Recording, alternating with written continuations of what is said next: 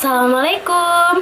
Kami dari kelompok 4 akan membahas kasus mengenai manipulasi laporan keuangan dari PT Kereta Api Indonesia atau biasa disingkat dengan PT KAI. Sebelum lanjut video ini, jangan lupa like, comment, subscribe, and share video ini sekarang juga.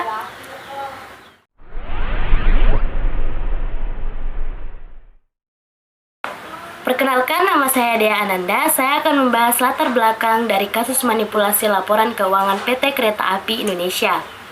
PT Kereta Api Indonesia terdeteksi adanya kecurangan dalam penyajian laporan keuangan. Ini merupakan suatu bentuk penipuan yang dapat menyesatkan investor dan stakeholder lainnya. Kasus ini juga berkaitan dengan pelanggaran kode etik profesi akuntansi. Diduga terjadi manipulasi data dalam laporan keuangan PT Kereta Api Indonesia tahun 2005. Perusahaan BUMN itu dicatat meraih keuntungan sebesar 6,9 miliar. Padahal apabila diteliti dan dikaji lebih rinci, perusahaan justru menderita kerugian sebesar 63 miliar. Baik, perkenalkan, nama saya Dewi Nilamsari dari kelompok 4. Saya akan melanjutkan materi tentang manipulasi laporan keuangan PT KAI. Setelah hasil audit diteliti dengan seksama, ditemukan adanya kejanggalan dari laporan keuangan PT KAI tahun 2005 sebagai berikut. 1. Pajak pihak ketiga sudah 3 tahun tidak pernah ditagih, tetapi dalam laporan keuangan itu dimasukkan sebagai pendapatan PT KAI selama tahun 2005. 2. Penurunan nilai persediaan suku cadang dan perlengkapan sebesar 24 miliar yang diketahui pada saat dilakukan inventarisasi tahun 2002 diakui manajemen PT KAI sebagai kerugian secara bertahap selama 5 tahun. 3. Bantuan pemerintah yang belum ditentukan statusnya dengan modal total nilai kumulatif sebesar 674,5 miliar yang penyertaan modal negara sebesar 70 miliar oleh manajemen PT KAI disajikan dalam neraca per 31 Desember 2005 sebagai bagian dari hutang. Perbedaan pendapat terhadap laporan keuangan antara komisaris dan auditor akuntan publik terjadi karena PT KAI tidak memiliki tata kelola perusahaan yang baik. Kasus PT KAI berawal dari pembukuan yang tidak sesuai dengan standar yang telah ditetapkan. Sebagai akuntan sudah selayaknya menguasai prinsip akuntansi berterima umum sebagai salah satu penerapan etika profesi. Kesalahan karena tidak menguasai prinsip akuntansi berterima umum bisa menyebabkan masalah yang sangat menyesatkan. Baik, perkenalkan, nama saya Firdawati, perwakilan dari kelompok 4. Saya akan melanjutkan materi tentang kasus manipulasi laporan keuangan PT KAI. Yang kedua, analisis 5 question approach. Poin pertama yaitu profitable.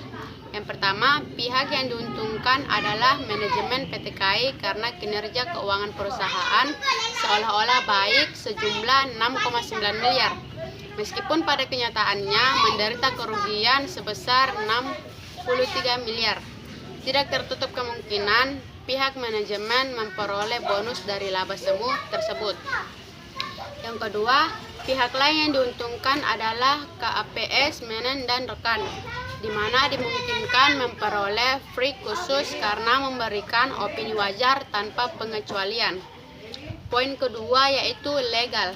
Yang pertama, PT KAI melanggar pasal 90 nomor 8.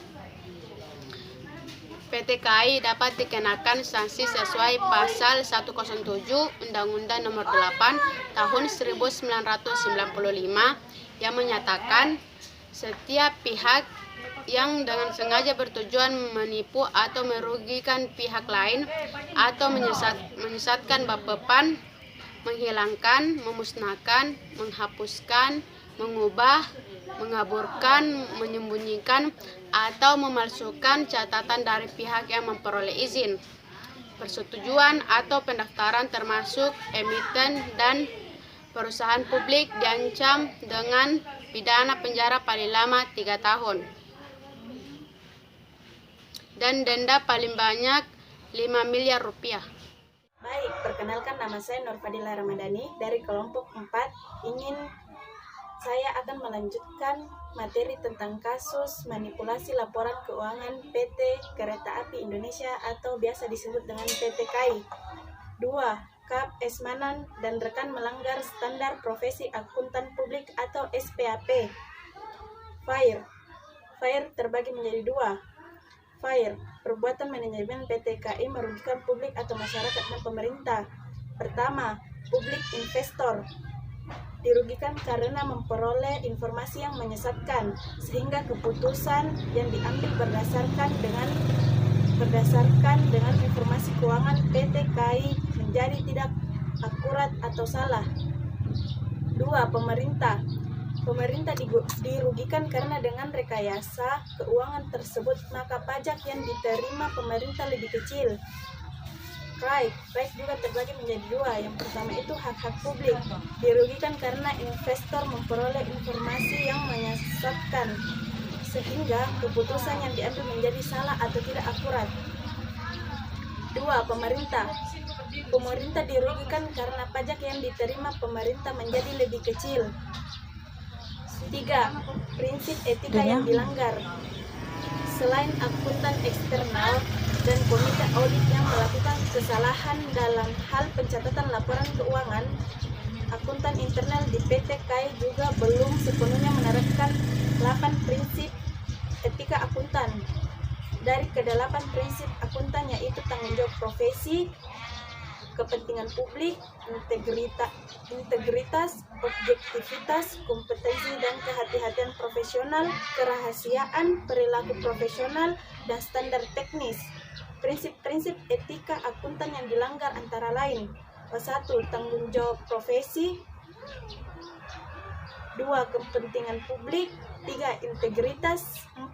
Objektivitas, 5. Kompetensi dan kehati-hatian profesional, 6. Perilaku profesional, dan 7. Standar teknis. Perkenalkan, nama saya Rahmat Ramadan.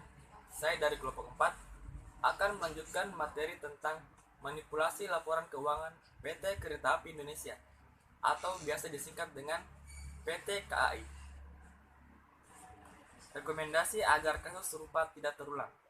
Yang pertama, membangun kultur perusahaan yang baik dengan mengutamakan integritas, etika profesi, dan kepatuhan pada seluruh aturan, baik internal maupun eksternal, khususnya tentang otorisasi. Yang kedua, mendahulukan kepentingan publik daripada kepentingan pribadi. Yang ketiga, merekrut manajemen baru yang memiliki integritas dan moral yang baik, serta memberikan siraman rohani kepada karyawan akan pentingnya integritas yang baik bagi kelangsungan usaha perusahaan.